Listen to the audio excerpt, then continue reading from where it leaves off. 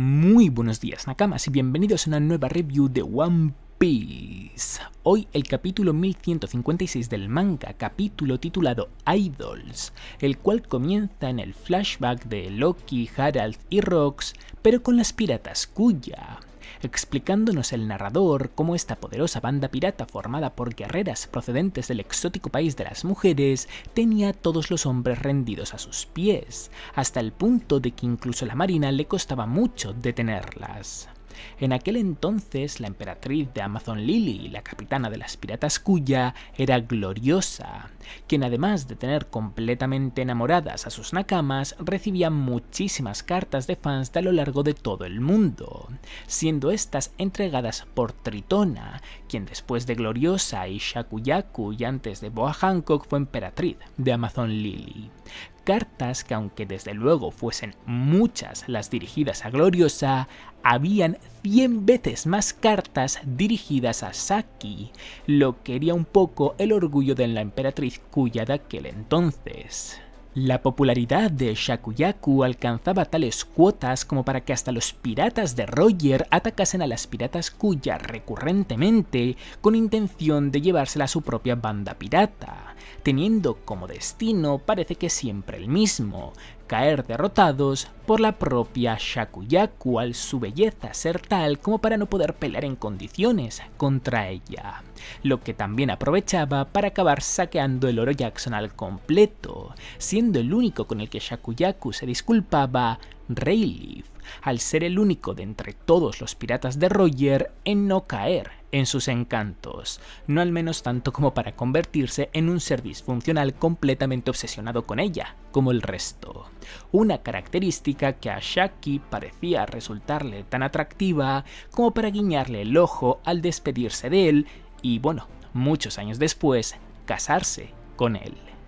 En una de estas, un barco de la marina apareció, pero no uno cualquiera, sino que el del mismísimo Monkey D. Garp, lo que llevó a que Roger, en lugar de huir de él por lo aburrido probablemente que le hubiese resuelto enfrentar a cualquier otro marine, le hiciese frente de cara con todo lo que tenía, dándose así una espectacular y muy graciosa viñeta en la que estas dos leyendas intercambiaban golpes con haki de armadura y haki del rey.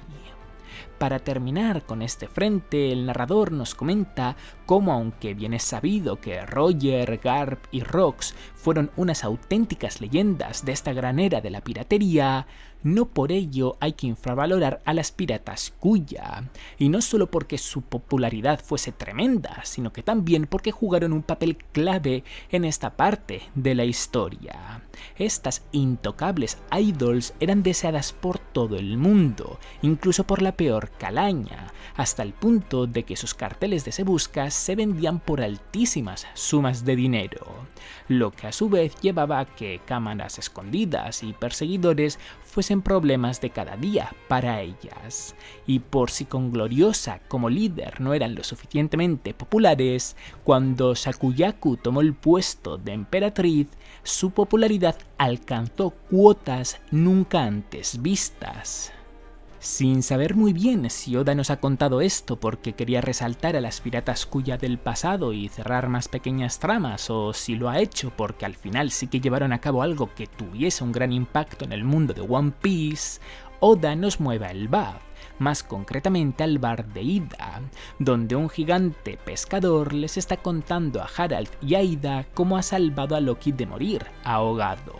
soltando el comentario de que, siendo honestos, no estaban seguros de si salvarle o no por lo malo que es su comportamiento cuando Harald no está, agradeciéndole honestamente Harald que tomasen la decisión de si salvarle. Momento en el que Ida se mete de por medio para reprochar al pescador que dudase de salvar a Loki, y momento en el que Loki decide soltar que no pidió ayuda a nadie, acabando así Ida enfadada con el pescador y el pescador con Loki, juntándosele todo a Harald. Afortunadamente para él, volviendo a mostrar su infinita empatía y amabilidad, Ida comenta que Loki ha perdido a su madre y que su padre está demasiado ocupado como para quedarse en casa, así que es normal que se sienta solo, respondiéndole Loki que se calle, demostrando que ha tocado fibra, respondiéndole de vuelta Ida con la invitación de vivir junto a ellos, rechazándolo al instante y a la vez Loki y Heirudin, terminando este frente abierto con Loki dirigiéndole palabras muy feas a Ida que no le afectaban en lo absoluto, pero sí a las personas que querían a Ida, que no eran pocas precisamente. Con Loki declarando que está harto del buff y que quiere ser libre como Rox, y con el narrador contándonos cómo cada vez que Rox hacía acto de presencia en el buff para reclutar a Harald, Loki intentaba que le reclutasen a él, siendo rechazado en cada uno de los intentos.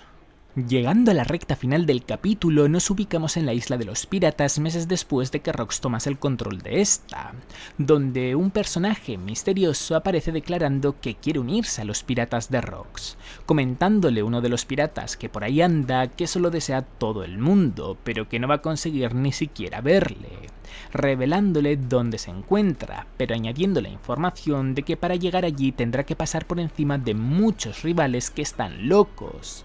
despidiéndose de él, deseándole suerte de manera condescendiente y pegándole una patada, respondiéndole este hombre misterioso agarrándole de la cabeza y revelando su identidad al bajarse la capucha,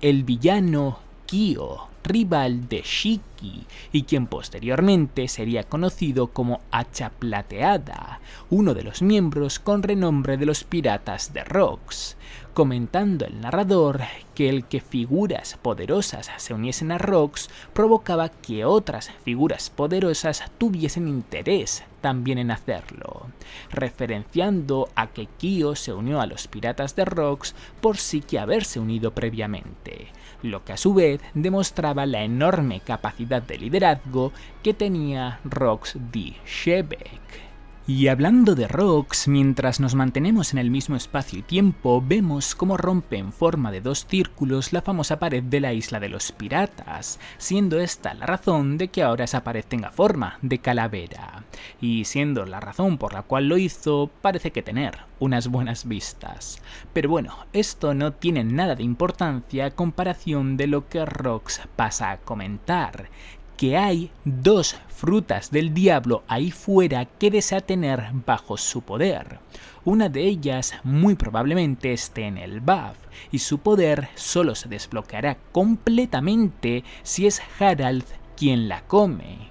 Pasando a comentar Captain John que tras eso supone que deseará encontrar a Gale y La, aunque él solo los conoce como una leyenda, añadiendo Lin Lin que tiene a su red de inteligencia buscándolos por todos lados, pero que no han alcanzado a tener ni siquiera una pequeña pista acerca de unos gigantes congelados, comentando Newgate que si existen son cadáveres, creyendo lo mismo Streusen, además de decir que no van a volver a la vida, mandándoles a callar Rox. Al fin y al cabo de lo que están hablando es de su sueño, no haciéndole caso Barbel, un Yojin Siluro, que dice que aunque de alguna manera consiguiesen hacerles volver a la vida, nada le asegura que le fuesen a hacer caso, respondiéndole Rox que precisamente por eso es que necesita el poder de Harald, rey del buff,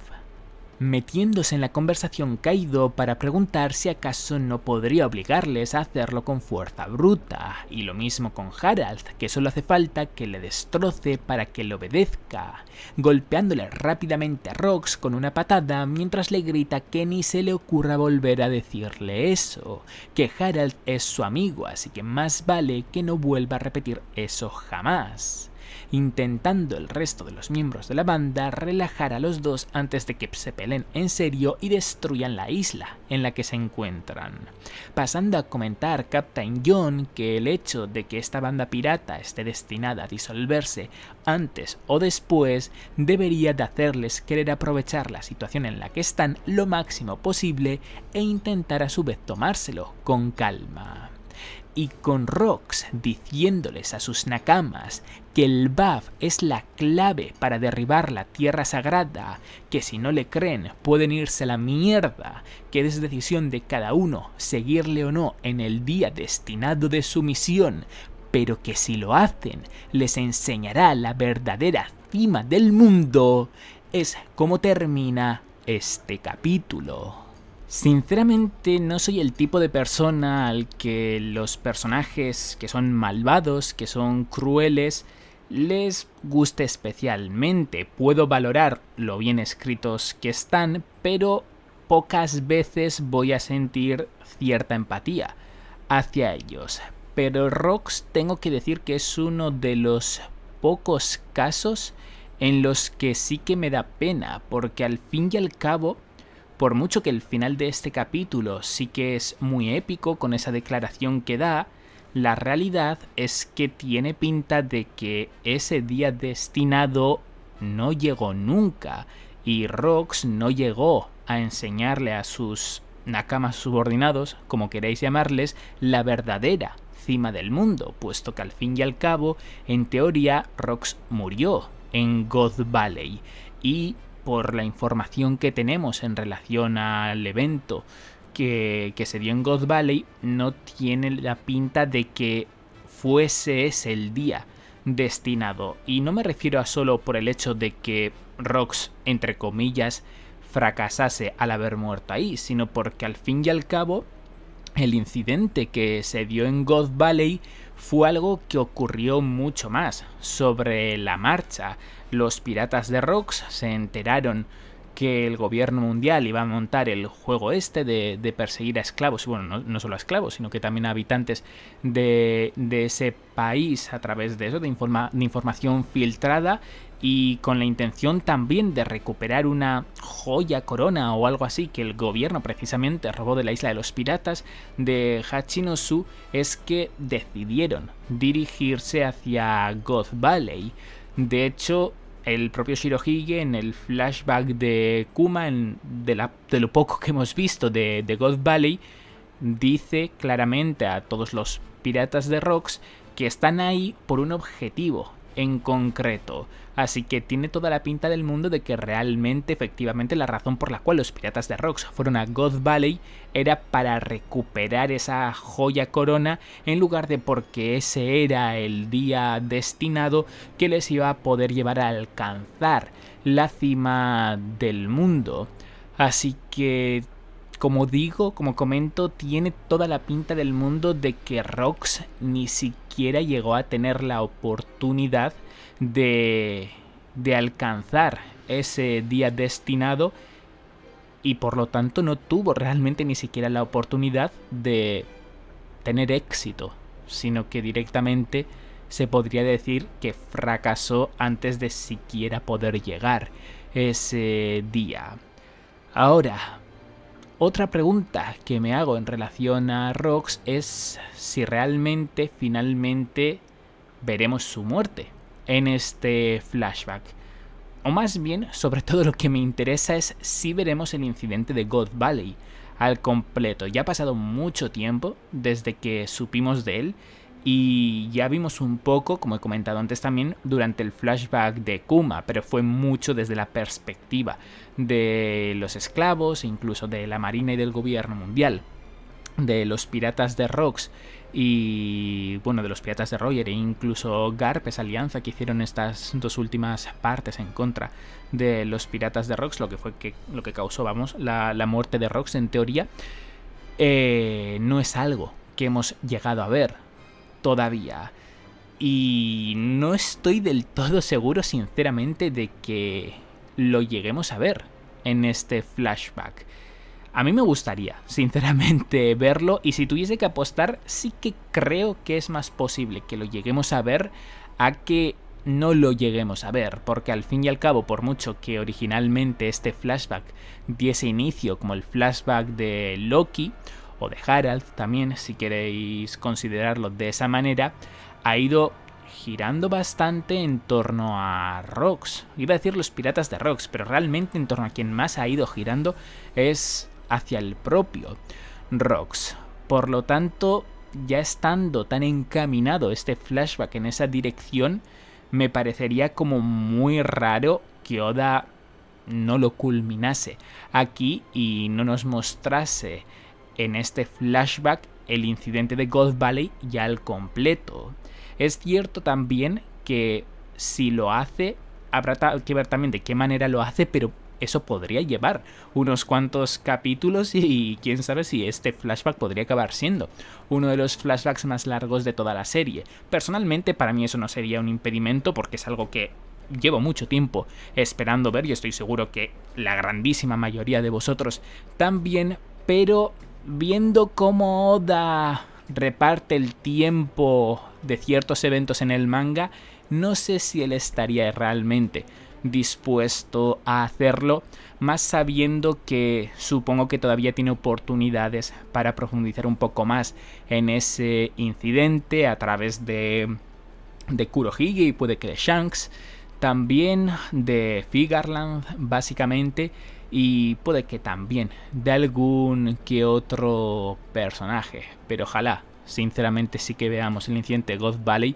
en este flashback y se nos comiencen a revelar también más respuestas tras los tantos misterios que hay sobre Rox, porque realmente faltan muchas cosas por revelarse en torno al propio Rox y bueno, también en relación a este flashback en verdad faltan cosas por revelarse en cuanto a Harald, en cuanto al buff, aunque bueno, lo del buff quizás es algo que sí que se podría dejar un poquito más a posteriori en el presente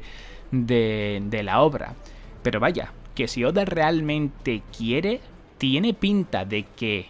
queda flashback por ver y que además lo que queda, aunque esto puedan parecer palabras mayores por lo que hemos estado viendo hasta ahora,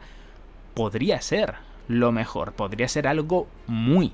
pero que muy fuerte. Pero bueno, tampoco quiero poner expectativas más altas de las que alguien debería de tener, aunque quizás ya lo haya hecho un poco. Pero bueno, el punto es ese, es simplemente que cabe esa posibilidad y que realmente espero que sí que se dé, o que al menos digamos que se resuelvan misterios tras el personaje de Rox, que ahora mismo diría que es de lo que más me interesa de toda la obra. Y hablando de misterios, el propio Rox nos ha introducido otro en este mismo capítulo, por el cual Oda ha pasado muy rápidamente, muy brevemente, ya que justo el Captain John le ha interrumpido y casi que le ha cambiado de tema. De lo que estoy hablando es de las dos frutas que parece ser que necesitaba para poder llevar a cabo su plan. Dos frutas que quería tener bajo su poder. Una de ellas ya sí que ha comentado Rox, que tiene pinta de que está en el buff y que por alguna razón parece que su usuario debía de ser Harald para sacarle el máximo provecho. Teniendo en cuenta que Rox parecía saber de la existencia de Im y por eso acabó frente a él, no me resultaría nada extraño que de la otra Akuma no Mi de la que estuviese hablando fuese de la Gomu Gomu no Mi, o bueno, de la Hito Hito no Mi modelo Nika. Y si ese es el caso, me da la sensación de que la fruta que se encuentra en el buff, que se supone que Harald debía de ser quien la consumiese, me hace tener la sensación que es también una Akuma no Mi muy especial. Ya llevo tiempo creyendo que esta Akuma no Mi de la que nos llevan hablando, que se hereda en la familia real del buff, que supongo que es realmente a la que se estaba refiriendo Rox, fuese algo relativamente similar a Nika en cuanto a concepto, es decir, que puede ser que sea el poder de un dios del mundo de One Piece o de una persona que se acabó considerando una deidad, una leyenda en el mundo de One Piece. Y este capítulo, por lo que os he comentado, me hace reforzar aún más esa idea. Es como que me hace tener la sensación de que Nika, por decirlo de alguna manera, como que tenía alguna especie de compañero, y ese compañero, por llamarlo de alguna manera, digamos que se encuentra en la fruta del Bab que en teoría ahora mismo posee Loki, de la que Loki es usuario. Y esto a su vez, evidentemente, si es cierto, sería muy interesante porque haría de Loki un personaje mucho más relevante de lo que de por sí ya es, y sí o sí le pegaría la historia para lo que queda de trama. Así que habrá que ver si Oda realmente tira por aquí o si realmente es un caso completamente diferente y ni siquiera la segunda fruta de la que hablaba Rox era la Hito no Mi modelo Nika, sino que era otra muy diferente. Pero sinceramente, viendo cómo ha hablado de la primera fruta y cómo ha hecho hincapié en que tenía que ser Harald quien la consumiese, me da la sensación de que realmente sí que hay algo como místico detrás de ella. Y bueno, otra vez que se nos ha hablado de los Gale y La, ya tiene pinta de que definitivamente este grupo de personajes son excesivamente importantes. Ya era de imaginar que probablemente fuese el caso por cómo Jarl le habló a Harald acerca de este grupo y bueno, básicamente por la compañía Gale y La, pero que fuesen del interés de los piratas de Rox para, parece que, intentar lograr derrotar al gobierno mundial, pues hace que estos personajes desde luego es que sean muy claves para la historia del mundo de One Piece. Habrá que ver de qué manera. Hay una manera que parece bastante evidente y es que fueron ellos quienes construyeron Plutón, una de las armas ancestrales. Pero la razón realmente aquí, o la pregunta más bien dicho, mejor aquí sería si ese es el caso,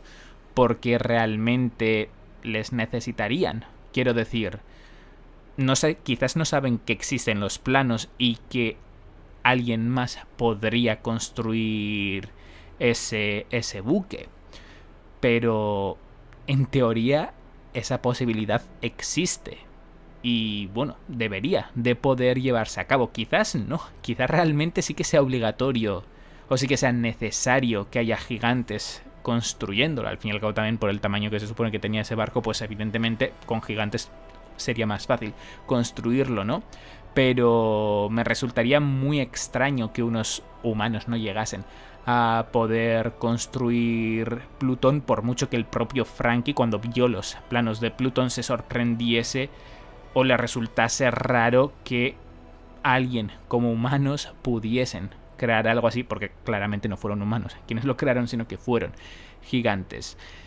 No sé si solamente será eso, que a ver, tampoco es poco, quiero decir, estamos hablando de un arma ancestral, o si realmente Rox deseaba tener a Gale y La o saber más acerca de Gale y La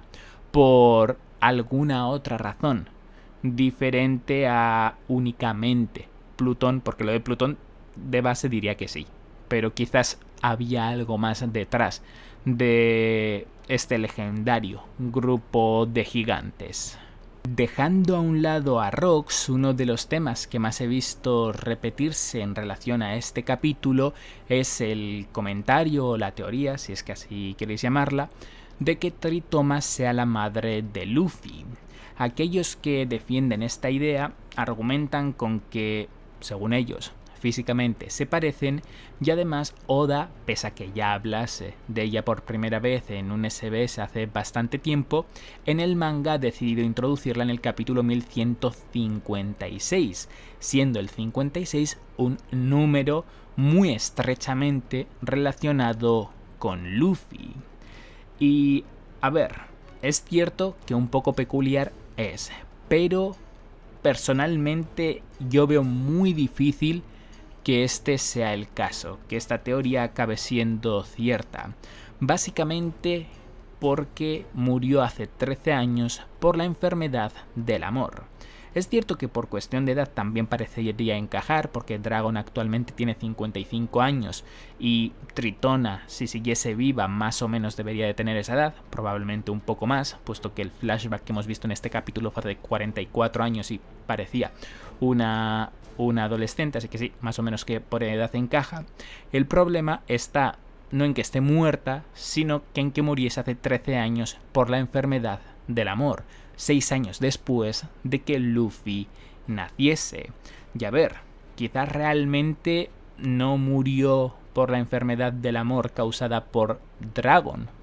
Puede ser que en ese entonces ya hubiese olvidado a Dragon y se enamorase de otra persona, y ese enamoramiento es lo que le hiciese morir. O puede ser realmente que esto sea completamente inventado y que Gloriosa básicamente pusiese una excusa al hablar de ella. Pero, a ver, no tiene mucho sentido, creo yo, que en ese entonces Gloriosa mintiese, y no sé hasta qué punto tendría sentido realmente que ocultase la verdad en ese contexto. Así que, asumiendo que es cierto que murió hace 13 años por la enfermedad del amor, lo único que me medio encajaría para que esta teoría acabase siendo cierta es que contrajese la enfermedad mucho antes. Puede que quizás mientras estaba embarazada de Luffy, o después de Luffy haber nacido, y por eso no pudo cuidar de él, y que la contrajese en ese momento porque Dragon ya le dio a entender qué tipo de vida es la que buscaba él y que no era compatible con estar con ella, y pues a raíz de eso sufriese de la enfermedad.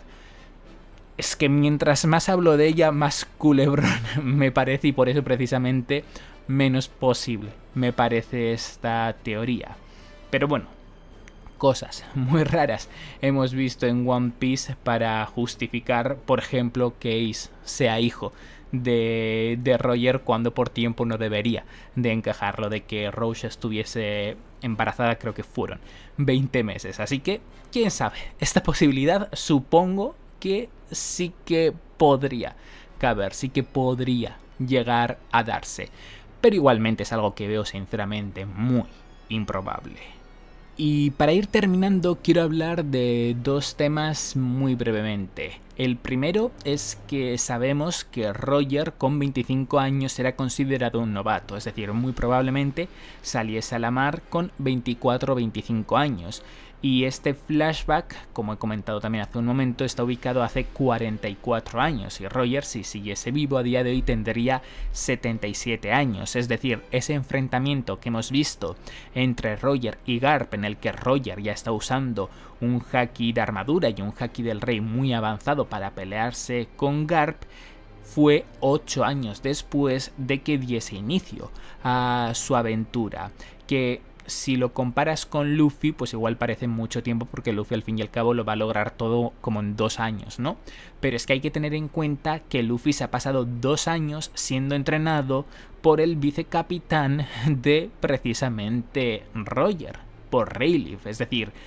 contaba con una gran ventaja con respecto a Roger. En cambio, Roger muy probablemente no fuese entrenado por nadie, o al menos no por nadie tan especial como lo ha sido Luffy. Así que realmente aquí se ve lo absoluto genio que era Roger en cuanto a las peleas, que en apenas 8 años alcanzase ese nivel. Realmente es algo muy, pero que muy loco. No creo que Oda vaya a profundizar más en esto y nos vaya a dar comparaciones de otros personajes, como de rápido alcanzaron ciertos niveles de poder, porque realmente creo que Oda muchas veces no pretende darle mucha importancia a las escalas de poder, pero igualmente creo que es un detalle muy chulo de saber, y que bueno, desde luego que es muy interesante. Y el segundo tema es algo que no me ha dado tiempo a mencionar, más bien no es que no me haya dado tiempo, sino que no me encajaba bien mencionarlo en el resumen del capítulo, pero que básicamente Gloriosa estaba enamorada de Roger como paralelismo a Hancock con Luffy. Los dos, casualmente, también digamos que no le daban bola a a la respectiva mujer. Roger, porque realmente tenía más interés en Shakuyaku, mientras que Luffy realmente porque parece que pasa completamente de las mujeres. Y bueno, fuera de esto también mencionar el parecido o la mezcla que realmente es Hancock de Gloriosa y Sakuyaku, de Gloriosa más por actitud y de Sakuyaku más por su manera de pelear. De hecho, si nos fijamos bien en este capítulo, en cómo Sakuyaku pelea contra los piratas de Roger, como que da mucho la sensación de que Boa Hancock se inspiró muy fuertemente en ella para adoptar su estilo de combate. No recuerdo si esto está confirmado en algún lugar, pero si no está confirmado, claramente la influencia de Hancock se encuentra en Shaki. Pues hasta aquí el vídeo, Nakamas. Como siempre, agradezco muchísimo que es un buen me gusta, que apoyéis a tope el vídeo si os ha gustado. Recordad que en la descripción tenéis tanto mi Twitter, en el que os informa al instante de cuándo son los capítulos del manga en español y en inglés de manera oficial, como los twitters y los debianas de quienes cronan las imágenes del manga para que vosotros también podáis tenerlas. Y ya por último, agradeceré muchísimo que os suscribieseis para muchos más vídeos de One Piece. ¡Hasta la próxima!